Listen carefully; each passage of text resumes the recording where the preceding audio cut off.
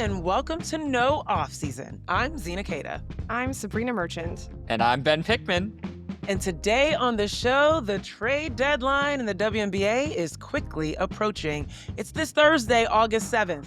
So, what kind of moves might set the players on the move? We're going to get into it and have some fun while we're at it. But first, woo! Sabreena is back, y'all. She had the rest she needed. And the vacation time and all. I know it's not what happened, Sabreena, but we're going to go with it. You are back, you are rested, you are rejuvenated, and it's just in time for the Sabreena Scale.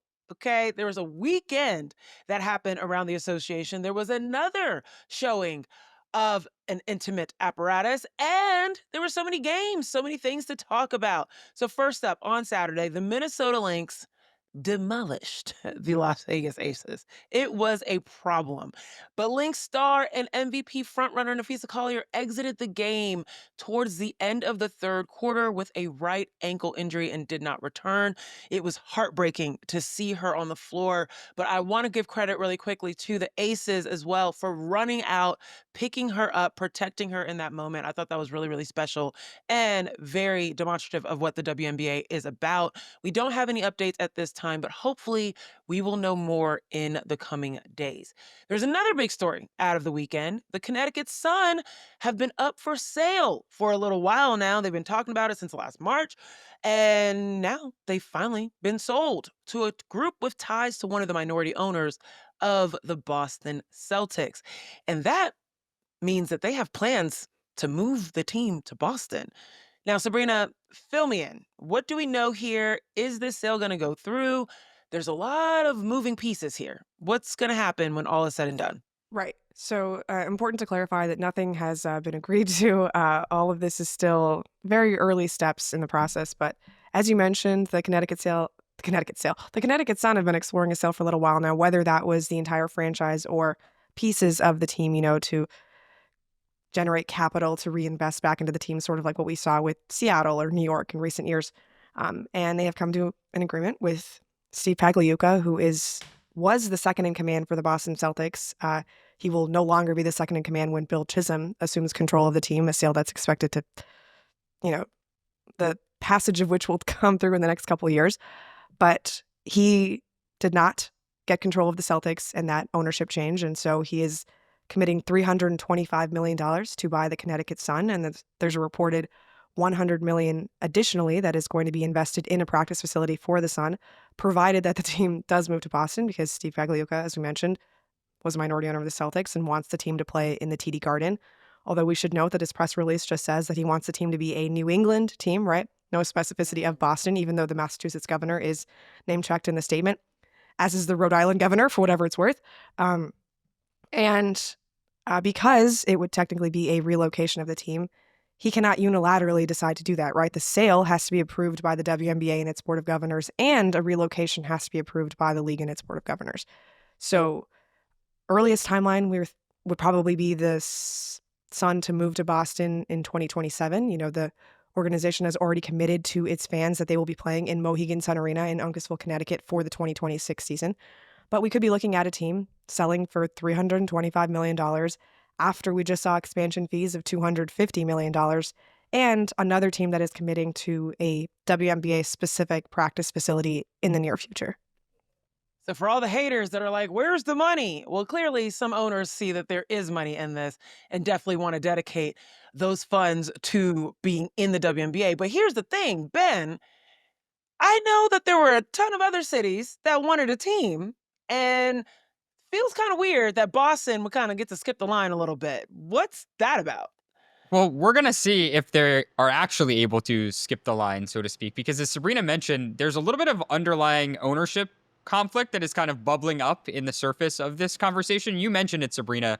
Bill Chisholm is the new incoming prospective owner of the Boston Celtics. He just purchased the team at a record, or what was then a record, $6.1 billion valuation. That was back in March. And for a long time, Steve Pagliuca, the prospective buyer of the Connecticut Sun, was long thought to be the front runner to purchase and become the majority owner of the Celtics. Pags has been affiliated with the Celtics since the early 2000s. He's basically been the top minority partner for Wyc Grousbeck's Families Group since 2002. And so he was really upset. He even penned a public statement that we really never see statements like this when he didn't get the Celtics in March and when it instead went to Bill Chisholm. And so what we then saw this weekend was a pretty strong statement from the WNBA. It outlines some of what Sabreena just said about, the Board of Governors needing to approve relocation.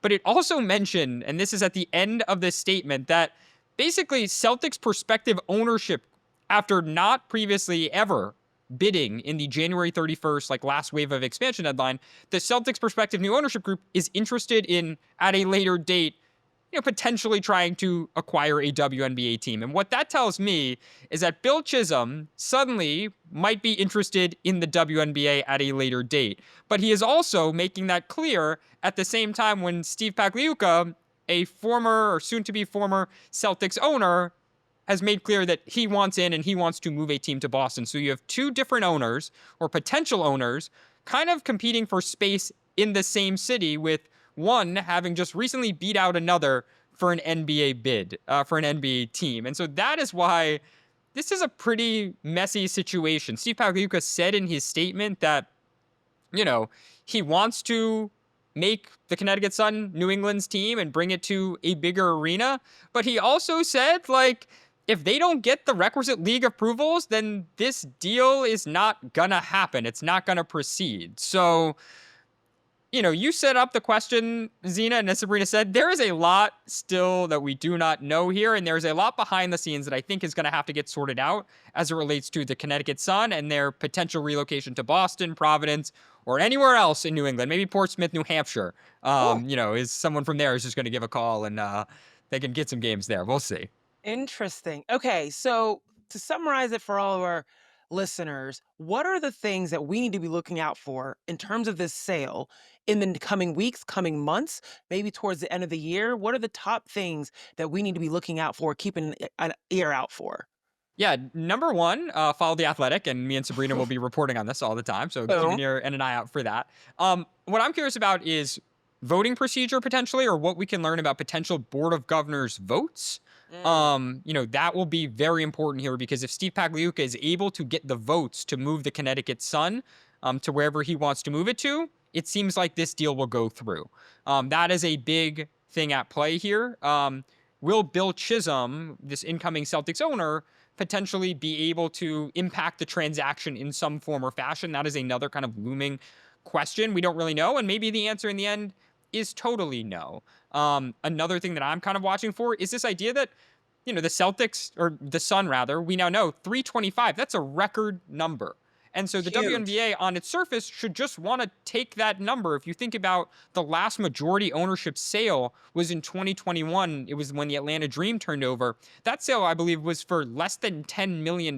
So again, you want to talk about growth from one sale to this one. I mean, this is a record number to a city potentially, with the Sun moving to Boston, that we've seen 2 sellout games in Boston before. It's a relatively short move as relocations go. Some players have already endorsed the prospect of the team being there. So, Jen Rosati, the president of the Sun, she kind of said that this deal, is not yet quite across the finish line, and that seems very much to be the case here.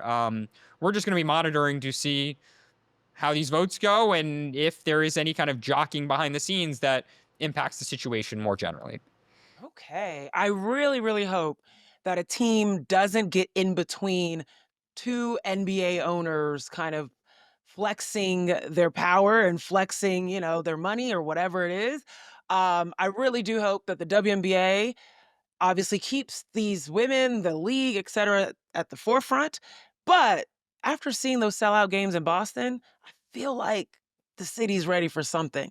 I just feel like there's also going to be some other cities that are like, wait your turn, which is a good thing for the WNBA. All right, Sabreena, I'm really excited because you're back.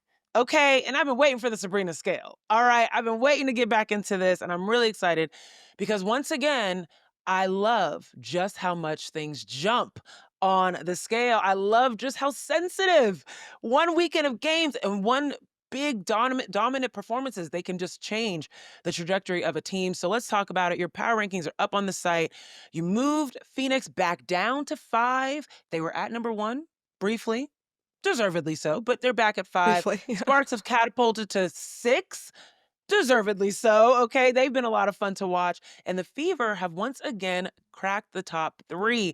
And that is one of the teams I want to start with, particularly the Fever, because, there's a particular big time player that's not playing right now, yet they have found all ways to just unleash all powers within their team. Everyone is contributing and it's leading to some big time wins. So, what is on your mind right now with all of these up and down changes on the scale? Yeah, I guess we could start at the top with the Fever. Just a lot of balance in that attack right now. You're seeing Leah Boston and Kelsey Mitchell both averaging about 16 points per game during this current 5-game winning streak, which includes some good wins, right? We're talking about Seattle, Phoenix, Las Vegas, Dallas, in that stretch. Quality teams, right? And their defense is second in the league during that span. It's actually fourth in the league over the course of the season. And we talked about at the start of the year, you bring in Stephanie White because you see a lot of potential for this team getting better defensively, right? Sorry. Aaliyah Boston was Defensive Player of the Year in the NCAA during college, right?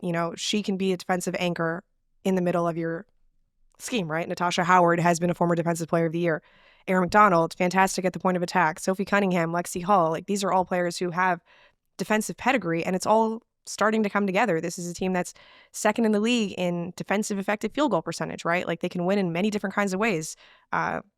They win a game in Seattle that's a little bit more possession by possession. They win a game against Phoenix that was 107 to 101, right? You give up 101 points, you're thinking, oh, you're out of this game. But no, there's a lot of offensive firepower still on this team, right? Kelsey Mitchell is pretty much the engine that gets everything going. But when she is having an off night like she did against Seattle, where she just basically couldn't hit the broadside of the barn, you get Sophie Cunningham popping out from distance, right? Erin McDonald had the game of her life against Phoenix with 27 points. There's just so many options, both in the starting lineup and on the bench. There's a reason why we were so high on this team at the start of the season, and a lot of it was based with Caitlin Clark, who is on the bench and unable to play during this recent stretch. But it also was because they built a deep roster, and it's not deep in the way that we thought it was going to be, right? DeWanna Bonner is no longer a part of this team. Ari McDonald was waived at the start of the season. So the fact that Ari McDonald and Chloe Bibby now are, big contributors to this Indiana Fever process is a bit of a surprise, but this was the goal, right? The goal was to let Caitlin not have to do everything. And it wasn't supposed to be tested in this way with her missing so many games, but that was the thought process. And to see it put into action is, a validation of the Fever's plan, even if it looks different than they might have envisioned it. Yeah, I'm loving the fact that it is such a balanced attack. That Seattle Storm game was nerve-wracking, especially they win 10 points, 11 points run towards the end of the game. It got within 1 point. I was like, I don't know how well the Fever are going to be able to stick together, and they were able to execute down the edge. And I think that that's what you've been seeing towards a lot of these games is just their ability to stick together, and that's huge. I think that's another level that they've unlocked, especially even with Caitlin out for the last 7 games. Now, there's another team that's been sticking together and playing incredibly well, and they're in your neck of the woods. That's the Sparks. Cameron Brink is back. There was a really fun kind of matchup that you called out, and I'm going to let you say it because it's a great one. Seattle Storm versus LA. What do you call that new matchup that's coming up with the I wouldn't even call them rookies. One rookie, one sophomore. Yeah, so I had the opportunity to go to the Seattle Storm Los Angeles Sparks game in Seattle over the weekend on Friday, and it's the first time I've gotten to see Cameron Brink play in person since last season, in June when she tore her ACL. And, you get to watch Cameron Brink versus Dominique Malonga, number 2 picks in each of the last 2 drafts. Dominique Malonga has actually played more minutes, I think, in her WNBA career than Cam has. It's very close because of just how many games Cam missed during her rookie season. But you squint your eyes a little bit and you're familiar with the 2000s WNBA. It's a little like Gen Z Lisa Leslie versus Lauren Jackson, right? Yes. Best bigs of their time. No reason why Cameron Brink and Dominique Malonga can't be equally good in their eras. They already look very, very good defensively. The offense, admittedly, much more of a work in progress. But it was very fun watching the two of them go against each other and just the history that these two franchises have. Back when the WNBA used to have conference playoffs, they'd meet up in those postseason matches, and Lauren Jackson and Lisa Leslie have a very famous history. It involves some stuff that I don't really want to get to on this podcast, but I think if Cam and Dom can just get to 80% of what that was, that'll be really good for the league. Oh yeah, I'm really excited that there's these new iterations of these major matchups from back then for the new fans to see. And hopefully, I mean, we have to maybe do this one show is who are the next generation insert player, right? Who's the next Lauren Jackson? Who's the next Sylvia Fowles? Who's the next Lisa Leslie, Maya Moore, whomever? It's going to be hard, don't get me wrong. But Karen Brink allows us to cheat just a little bit because she's already got that blonde hair, just like Lauren Jackson. So there, boom, we got it. We're already there. Oh, I was thinking Cam I was the love Lisa because she's the stylish LA one, you know? exactly. Oh, that's true. Yeah. We can go cross-racial comparisons, you know? Okay. Absolutely. Oh, absolutely. I'm just thinking about the turnaround jumper though that Lauren Jackson had, and I'm like, I don't know who's got that out of the two of them. I don't know who we can give that to. They don't have that developed just yet. Got to give respect to both Lisa and Lauren. Don't worry, they still have a little ways to go before they are on those levels. But let's keep it going. I do love the way that the Sparks are playing. I do love the way that the Storm are playing, the Fever are playing. But there is one team that has been dominant in the month of July. Minnesota went 9-3. Cheryl Reeve just won Coach of the Month because of that. And they're still tooling up. Ben, give me the latest on the recent trade between Dallas and Minnesota. I will do that, Zena, but I think we first need to give the listeners just an apology because in our Friday episode, we set our screens to the Las Vegas Aces and the Minnesota Lynx game. And yeah, that was a 53-point win for the Minnesota Lynx. And so I mean, do you not for enjoy all those, Kayla McBride just being the best Eight shooter on the threes? planet? I mean, Like, right. Eight threes, Ben. Are we a pretty- apologizing for that? 8 of 8 in the first half. No, we should not apologize for that. Doing it with a wrapped thumb. But, you know, if you made that appointment viewing on your Saturday afternoon, then unless you like blowouts, I am very, very sorry. And we will do better next time. But then, you know, on Sunday, we got some more Minnesota Lynx news. They backed up a big victory with another big trade. The Minnesota Lynx acquired DiJonai Carrington from the Dallas Wings in exchange for Diamond Miller, who was the number 2 pick just a few years ago, Carly Samuelson, who is out a significant period of time with an injury, and a 2027 second-round pick. It was a pretty big trade as in-season WNBA pre-trade deadline moves go because you see the Minnesota Lynx make a win-now move, right? And DiJonai Carrington, last year's most improved player, they're trying to bring in, you know, one of the best defenders in the league who, you know, certainly had her role expanded in her first half season with the Dallas Wings. Like, she was forced to be more of a creator, more of an offensive fit. And we just saw her role kind of fluctuate throughout the year. Some nights she's starting, some nights she's playing big minutes, some nights she's coming off the bench and, you know, playing 10 minutes a game. And she never really seemed to love the situation in Dallas. And so you go to Minnesota if you're DiJonai Carrington, you reunite with some players you know pretty well. She's played with Courtney Williams and Atisha Hydeman before when they were both with the Connecticut Sun, and she's suddenly in a winning situation. On the Dallas Wings side, rather, this is a team that is totally rebuilding, or seems like they are totally rebuilding at least. Like, only 2 players remain from last year's roster now, Arike Ogunbowale and Maddie Siegrist. After they move, you know, they make this deal and they acquire someone in Diamond Miller, as I mentioned, a number 2 pick just a few years back. I guess it's 2 years ago at this point. Yeah. And she is still, you know, never really found her role in Minnesota after her rookie season, and still, you know, under contract for next year. They then have restricted free agency rights the year after. And so it's this kind of high upside play that if you're a rebuilding team looking to build a foundation, you acquire someone like Diamond Miller, and Kurt Miller just continues to retool all of what Dallas's entire roster. Yeah, it looks like Dallas is leaning young. I mean, I remember Diamond Miller rookie year, like she was starting some games, like she was playing significant minutes. And now kind of being that person that kind of comes off the bench for Minnesota, gives a little bit of a spark plug. A lot of energy plays coming out of Diamond Miller. So I think that that'll be fun for the Dallas Wings to acquire. And yeah, I think Kurt Miller understands it might be time to find a way to bolster, particularly the future of Dallas around Paige Becker. So this move makes a lot of sense from that perspective. And Minnesota, I mean, as if we talk about, you know, yes, DiJonai Carrington, absolutely one of the best defenders. The timing of this is very interesting, especially now that we don't know what's going on with Phee Collier. Like, because we know what Phee brings defensively, being able to have a DiJonai Carrington that immediately comes in and can provide that for you, really great move overall, I think, for both teams. Now, this is actually perfect that we're talking about this because it's a perfect segue into what's coming up this week. which is the big trade deadline. So we're going to get into a deep dive right after this break. Don't go anywhere.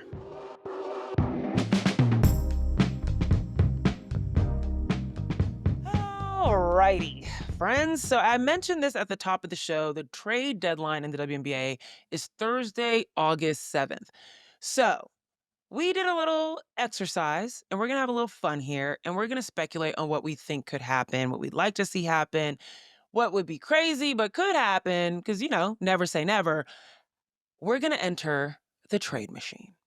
Now, it is important that we get the background. You know me, I like to give the detail, the context for those of you who are new here, or those of you that are like me, have a lot of gray matter on your brain and you just need a little bit of a refresher. So, it's important to know that the trade deadline feels very different than any other leagues, mainly because it's quiet. You're right. It just rarely do things happen. So, Sabreena, fill us in a little bit on the trade deadline. What's the history of it, and why is it as quiet as it is in comparison to what you might see in somewhere like the NBA, excuse me, as opposed to the W? Yeah, so the WNBA trade deadline historically has been kind of just another day on the calendar. It's a moment defined by inactivity as opposed to action. Uh, Although it has picked up pace of late, in 2023, actually, there was a trade between Indiana and Washington that swapped bigs, and it was the first time in 5 years that there had been an in-season trade where two players actually suited up for the other teams during that same season. So that gives you an indication of how often trades were happening where it wasn't just like dumping a salary or, trading picks or getting rid of a bloated contract, right? This was the first time that like Amanda Zahui and Queen Agbo actually suited up for those other teams during the course of the 2023 season. And then last year we saw like almost a flurry of activity really with the Marina Mabrey trade during the season, and then Minnesota acquiring Myisha Hines-Allen closer to the trade deadline as well. A trade that's honestly a lot similar to what they did this year in getting DiJonai Carrington, where they gave up a later asset, a younger player, to get a veteran who they think could help during their playoff push. But it is very hard for trades to happen during the regular season because the WNBA has a hard cap. And there are no, trade exceptions or other things that you hear about on the NBA side of things. It's very hard to loop in other teams, and like you have to end every trade below the salary cap. And there are exceptions in the WNBA where if you have a hardship, for example, and you fall below 10 players on your roster, you can sign a player even if you technically don't have the salary cap money. But there's no grace given in trades, right? If you want to complete a trade, you have to end it below the fixed salary cap for the season, which is why you see situations where when the Las Vegas Aces acquired Nalissa Smith earlier this season, they had to drop 2 players as a result of that trade in Tiffany Mitchell and Elizabeth Kitley just to get below the salary floor. And, you have to end a trade with the requisite number of roster spots, right? Like you have to have 11 or 12 on your team at the end of a trade. So you see a situation in Dallas where they trade 1 player, DiJonai Carrington, for 2 in Carly Samuelson and Diamond Miller. And that means that they have to waive Tara McCowan after the trade is over because you can only end a trade with 12 players, right? So there's a lot of specifics that go into how a trade can happen, and it's very difficult to find the exact matches to make a trade work. And then you add in this compounding factor of the 2026 offseason where everybody is going to be a free agent, and there's a lot of reticence from general managers to trade future assets for a player who's probably just going to be a 2-month rental at best for your team over the rest of the season. So I think that's why, there's some measure of hesitation, a little inactivity that you're going to see at this time of year. 1, because generally it's very hard to make a trade, and 2, because there's just not a lot of team control over these veterans that you might expect in other seasons when players are on longer contracts. As we were trying to come up with fake trades, right? Like, it's just really hard to find examples. Like, for instance, I've been really trying to get Rachel Bannum to the Seattle Storm. I think she's a very good fit there. But Rachel Bannum makes $95,000. Katie Lou Samuelson, who I think is the perfect matching salary for her, makes $90,000. But Seattle doesn't have $5,000 of cap room to get a bigger player in. So they only have $233 of cap room, right? So either you're trading a much more expensive player to get, Rachel Bannum, in which case now you're making the other team have to go above the cap. So you basically have to trade like for like salaries. It's very complicated. That's why you've seen one team in Dallas, which had some flexibility at the center of all 3 trades that have happened in the WNBA this season. Because if you have the flexibility, then you can make trades. If you don't, you kind of just sit on your hands until the offseason happens. This is quite literally a Rubik's Cube, Ben. I feel like there's so many, like, as soon as you figure out one color, it's like, oh, wait, The other side is completely messed up, and it's between, like, as you mentioned, roster spots, finances, all the above. Ben, when you were gearing up to do this exercise, just thinking about the trade deadlines and thinking about all of these restrictions around it, what was bothering you the most? Yeah, I mean, it is the money. I think we just need to underline the Seattle Storm have $223 of Yeah, salary when cap. That's not $223,000. That's right. not $223 million. That is $223 of cap space. That is, they can't do that's online shopping worth, right? Like that's what they have in cap space. Like they can't buy a couple new pairs of jeans or they might go over the salary cap. Like that's what we're talking about here because of just how the salary cap is structured. And that really does limit all these transactions, as Sabreena is saying. Like we would have so much more fun. And look, we will see in a new CBA if some of these rules do change, if the caps changes, if the ability to make trades and how that impacts the cap, if there are different rules put into place. But for now, like these are the parameters that executives around the league, GMs who are negotiating these trades with other GMs are working through. And, they're the same parameters that we, when we engage in this exercise, are also working through. Okay, one more question before we dive into these trades. You just mentioned it, Ben. The GMs are talking to the other GMs, et cetera. But like, I'm curious for both of you guys, how much do the players know what's happening? Like, we talk about all the time on like the at least on the NBA side, people can get traded and they are like mid-flight to another game, right? They have no idea. Some people find out they're getting traded and they're like on the bench playing the team that they're going to get traded to sometimes. Like literally the craziness that happens on the NBA side. Obviously, we haven't seen that same thing here, but like w- how much do we know that the players know about where they're getting traded outside of the ones that are asking for one? We've seen in off seasons, players and their respective camps exercise leverage to try and kind of maneuver around and figure out where they want to get traded, right? We saw that situation with Drew Lloyd, for instance, or Kelsey Plum. Like Right. those are situations that both of those respective players wanted to be in, and they were eventually moved to those situations. Same deal with Satu Sabali, right? Going to the Phoenix Mercury from the Dallas Wings last year. But it is a lot more rare for players to kind of exercise their leverage in the middle of a season in the way that in the NBA, you still see, players voice or, through media or through their agents make clear where they want to go. And then we sometimes see midseason trades that, go along with those demands or those requests. In the W, it is a lot more rare. To your question of how much are players in the know, I mean, I do think players recognize or understand some of the context that might be surrounding their situation or are aware of if their team has a number,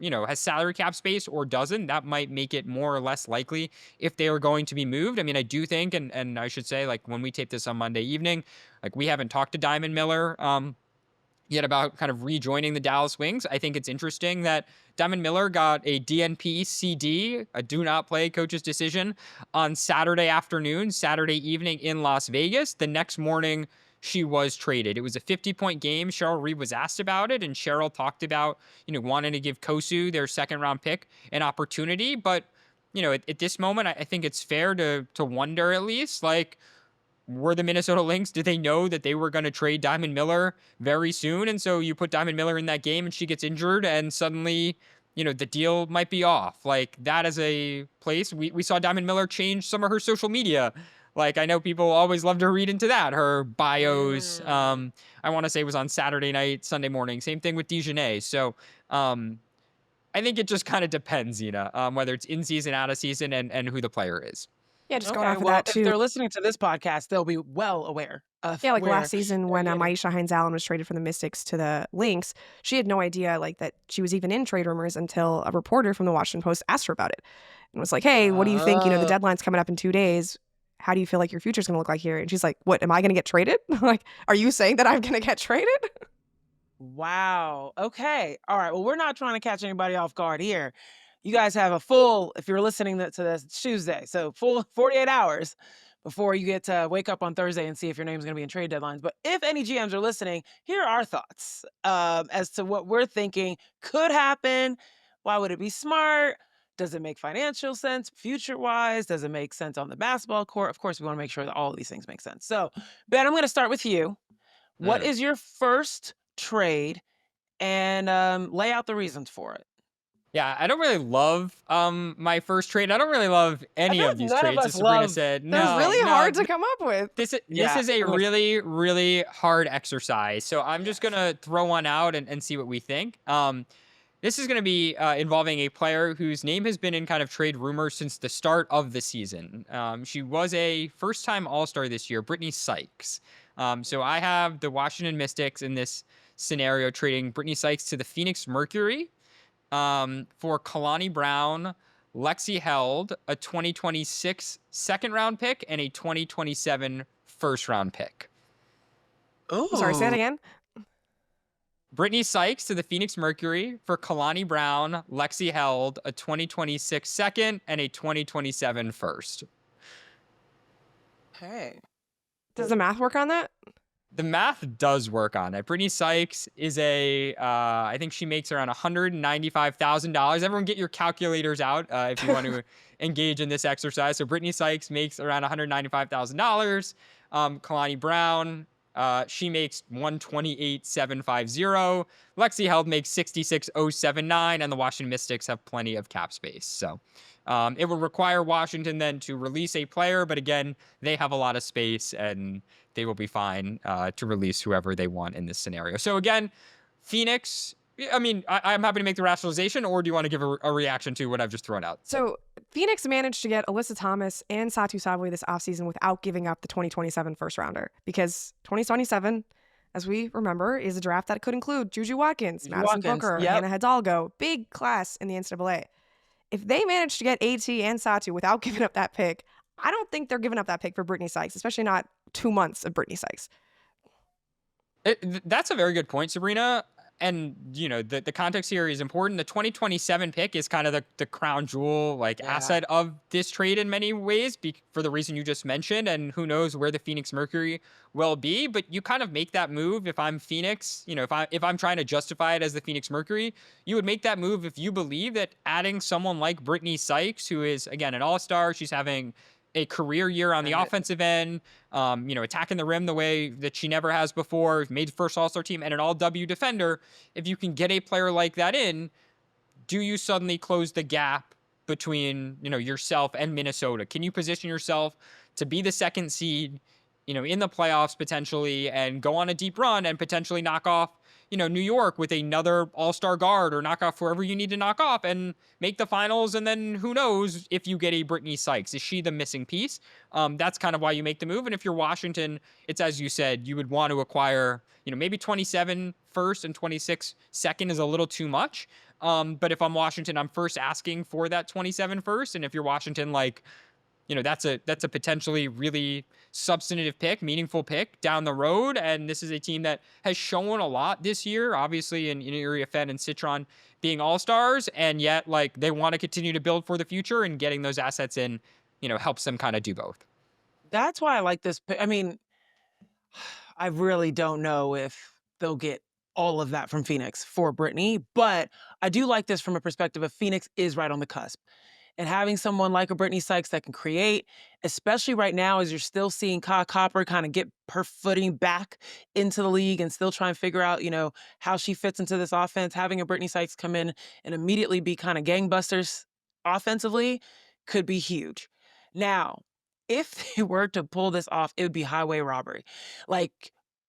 I would be like, Jamila Weideman gets all the awards, because Lexi Held has been a phenomenal quote unquote rookie for Phoenix, especially with her outside shooting. And I think that would be really helpful for Washington. I like Kalani Brown. I feel like that would just kind of clog the posts conversation in Washington. We already know that Aaliyah Edwards is still not kind of broken through where she was last year. So that's where it feels a little bit like, do they even need Kalani? But if you get that 2026 and 2027, I'm scared for what the Mystics will unleash on the league in a few years. That team is already stacked with future and youth and just versatility in the way that they show up on the court. Add in Alexi Held, who's not that young, but young. 25, actually. She's 25. Yeah, young enough. I mean, yeah, I guess what I'm saying is she's not straight out of college, right? But yeah, still young, very much still young. And these, the upcoming NCAA players, oof, oof. And that's not even counting some of the folks that are still overseas. So you never know that you might pick up in that 2026 second round pick. I like this pick. I just think it is. I mean, we Look, know, it is a passable I first just start. don't like I want to hear what you, Sykes AT fit. Because that's I fair. think you should That's fair. surround Alyssa Thomas with players who can shoot. And Sykes' career, not a good 3-point shooter. Like, she's ball dominant, AT's ball dominant. Personally, I just don't like the way the two of them work together offensively. Fair. Yeah. Fair. All right, let's keep it moving. What do you Yeah, got? I let's have keep more going. things to Let's say keep about going. this from a I think nerdy it's a good perspective. start. Ben, I like the way you're thinking, though, because especially I'm happy you brought up Brittany Sykes. She is a player that people have been talking about in trade talks for a minute. And she's a valuable piece to move. So I do like we started there. Sabreena, keep us moving. I What's just your want to say real trade? quick What you on that thinking? trade, because you're doing 2 for 1, Washington wouldn't even be able to keep Kalani and Lexi held. So you have to probably waive Kalani Brown. She's got money think on the that cap might for happen. next year too. So that's like maybe why you have Or- to add more or- assets to it, right? Yeah. Or do There you you go, wave there you a go, bigger, Sabreena. an older big? Do you like waive Stephanie Dolson or something? You like know, a like they don't Stephanie have old Dolson. players on Washington. So Yeah. Yeah. Interesting. No, Okay. I like it though. All right. It's a fun, like you said, appetizer for. That's the our choices. appetizer. here. Nice one to start. We're gonna build with. up. Okay. We're gonna build on it. You've whetted my palate. Here we go. Let's keep it going. Sabreena, continue. All right. We're gonna start with, let's see. Mentioned Chloe Bibby, obviously being the first reserve in Indiana. You know, first big off the Mhm. bench. I do think having a backup center they trust a little bit more might help. Mhm. So I'm not sure Damaris Dantas is that player. Brandon Turner, not sure is that player. Michaela Timpson, very young. Mhm. So this one is Tina Charles to the Indiana Fever for Damaris Dantas and a 2026 first round pick. I like this. Is I like this a lot. Tina Charles Mhm. to the Indiana Fever for Yeah. Dantas and a first round pick. Yeah. Wow. Tina has nothing left to prove. But she And doesn't have a every ring yet. night- she doesn't have a ring yet. That's very true. And this But is a she has good, nothing left to good prove spot that to try she- to get one. Does she need to start? Is what I'm trying to say. I mean, she can't. She can't, and she doesn't need to, and she has the opportunity to win a ring. She has an opportunity to prepare the next generation in Aaliyah Boston and be a great vet in the locker room and on the bench. And she has the opportunity to be a very solid second unit big. I like this a lot. And it inches the Indiana Fever one step closer to a championship hopeful. So I like this. Ben, what are you thinking?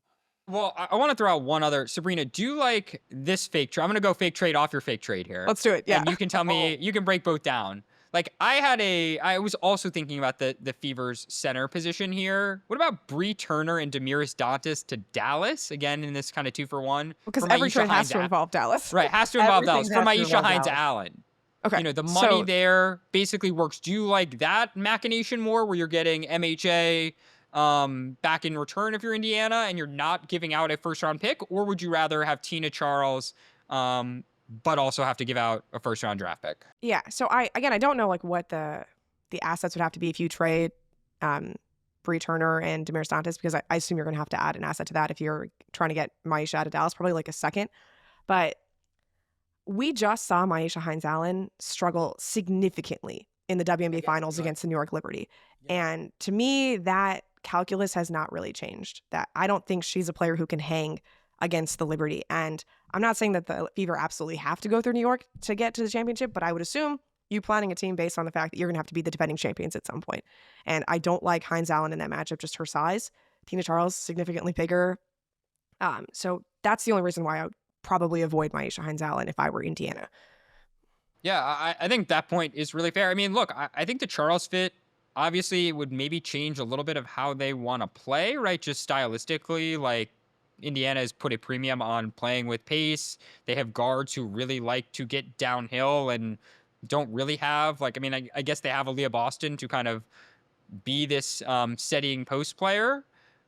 And do you want your backup center to also kind of be, you know, in the similar vein, or would you rather have Temi Fagbenley, who I think we saw succeed Indiana so wanted much Temi last year in the Fagbenley. They rim could have running. had Temi Fagbenley. No, exactly. And that's why, maybe they do go this route. I also think like this is the kind of trade, to your question, Zena, about players and what input they have.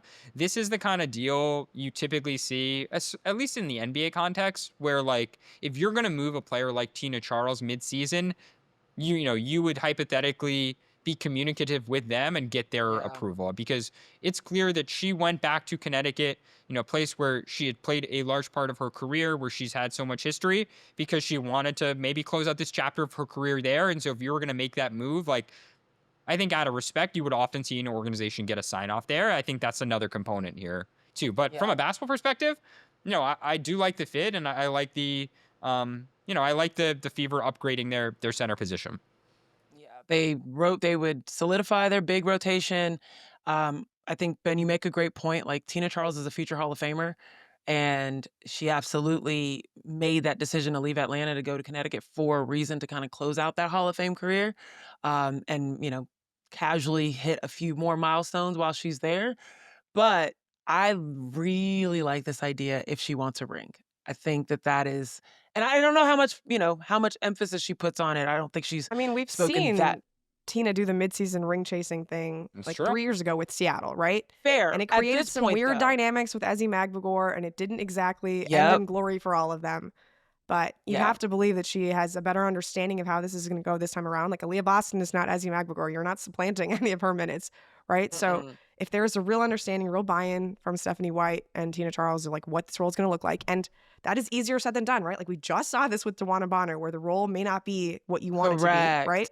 So there's a lot of tricky like emotional management dynamics there, which is why you have to be very certain. Like, there's got to be some real tampering going on of what it's going to look like before you No, get that makes into a lot this. of sense. I think a move like this, anytime you move a player of that caliber at this level of their career, it is a lot more, I would say less about the basketball. Like, Tina Charles is gonna figure out how to be productive on this team, and more so about, egos and feelings and, all these different, kind of peripheral elements to the move.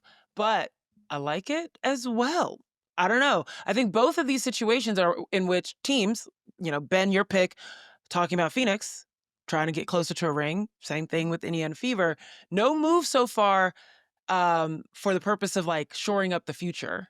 It feels like, maybe other than, Oh, I got one of those, if you okay, want to well hear then let's get one. into it. Let's get into it. This is more loose framework, but I'm trying to Okay. find a place, Arike Ogunbowale, who, makes Ooh. $249,000. She's the, Yep. I want to say, Contract. second highest paid player in the league. And, I would say that the first half of her season in Dallas with Paige Beckers has not gone as well as some of her prior seasons. I mean, she's averaging career lows in a number of statistical categories, as we said on last week's show. And frankly, there is a team that I think should have looked at her last offseason, and maybe they try and make the move midseason to not necessarily leapfrog so much in the standings right now, but also position themselves going forward. And that is the Chicago Sky.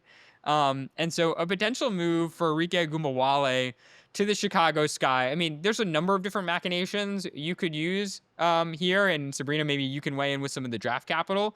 But like Arike for Beck Allen and Rachel Bannum, or Arike for Beck Allen and Haley Van Lith, which seems a little bit more likely if Dallas wanted to get a young guard back. And that would require Dallas again to release a player in a 2-for-1 deal. We would see Chicago, in terms of draft assets, they would probably have to throw in some of these second round picks. They have their own second round pick in 2026. They have New York's second round pick in 2026. Those will probably be, potential trade assets that Dallas would ask for. Arike is a free agent, and, maybe if you're the Chicago Sky, you hope to convince Arike to stay, right? And play alongside Camilla and Angel and Ariel Atkins and be part of this core going forward. I think that's the incentive for the Sky. And if you're the Dallas Wings, again, this is trying to get young, trying to build for the future, and this is one way to do it. So what do we think about, that general framework? What do you got Well, first for of me? all, Haley Van Lith, Diamond Miller, Paige Beckers were basically reuniting my favorite USA team of all time, the U19 2019 team that won the World Cup against Australia because of an errant elbow that hit Ryan Howard in the face and caused the USA to make this comeback in the final minute. So love all of Okay. that. The only thing is, like, you just got Ariel Atkins, right? So are you not committing to Ariel Atkins anymore? Are you playing both of them together? Like, what's the long-term plan there?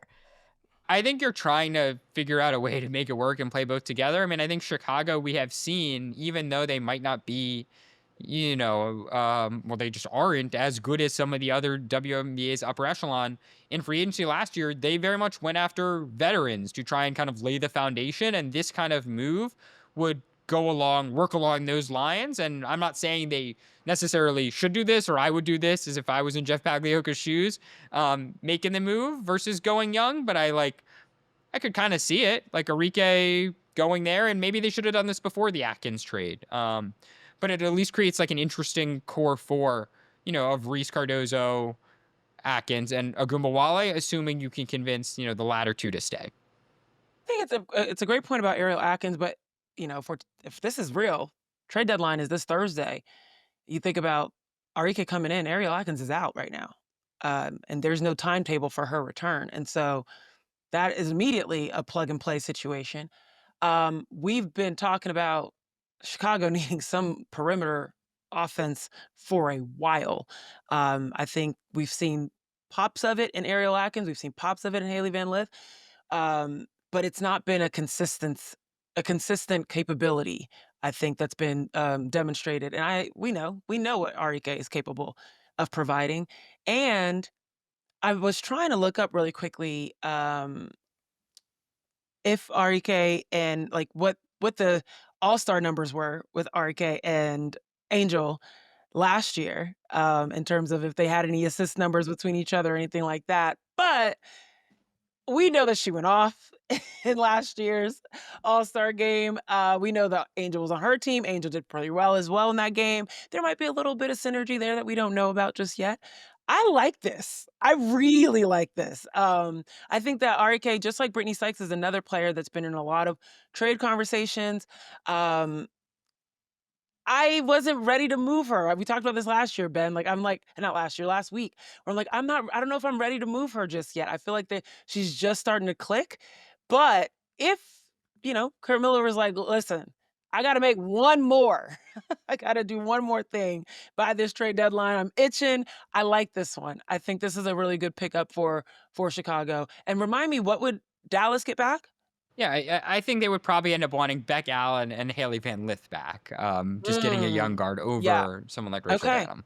All right. Yeah. I don't mind this at all. I don't mind this at all. I think this is actually a really good one. And you're right. I think it sets up particularly Dallas even more so for their future.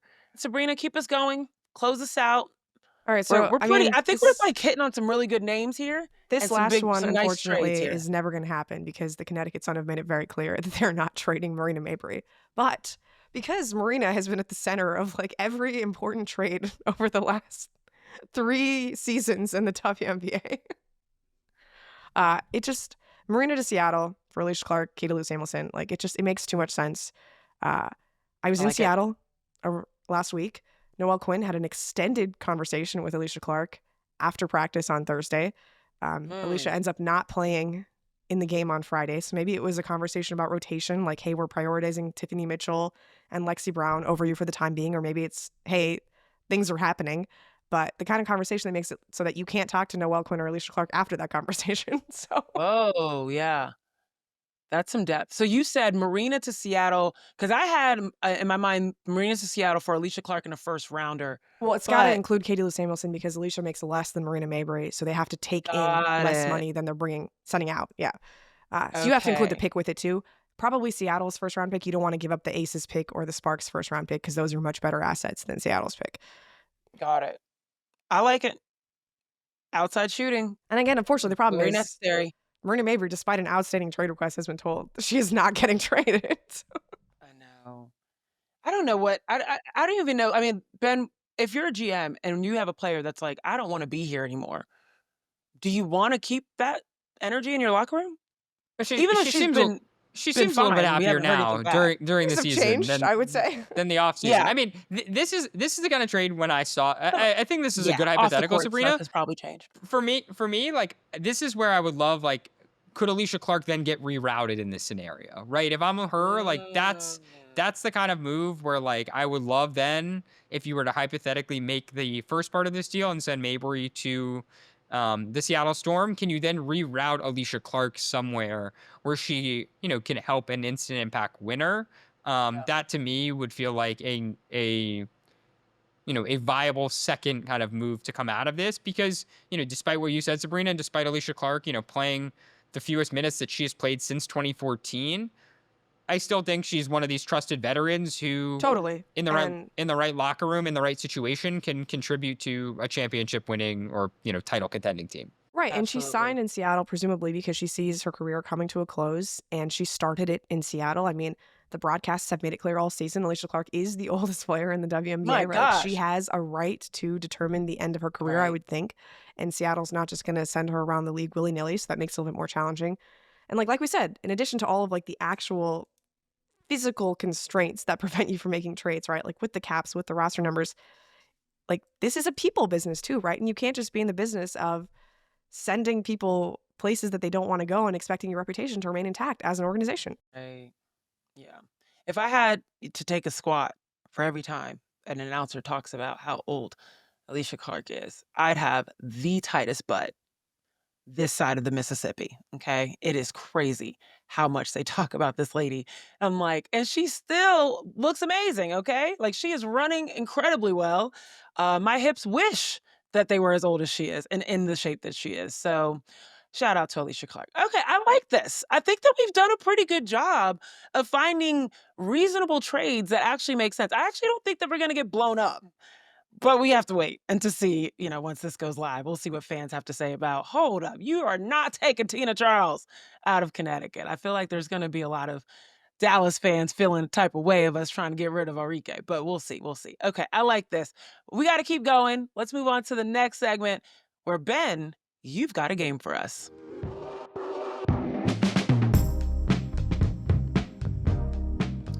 Alrighty, friends, it is game time. No off-season game time. And Ben, I'm excited. What do you have in store for us today? You know, we're going to bring back one of our old favorites, Something in Common, where I'm just going to read some names do of it. players, and you're just going to have to tell me what is the common thread that groups them all Okay. together. I have four. I have four for you today, and we'll just run through them quickly. Okay. Round one. Here are the four players: Sydney Colson, Ty Harris, Mackenzie Holmes, and Maria Klindikova.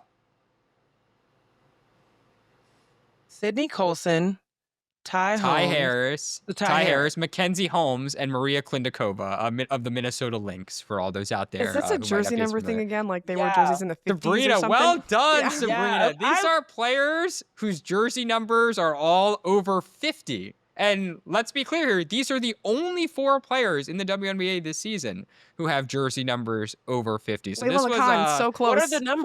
47. so close. 51 Colson, 52 Harris, 54 Holmes, and 88 Maria Klindikova. All right, we're moving on. Category number 2. Here are four players: Kia Nurse, Zaya Cook, Maureen Johannes, and Rebecca Gardner.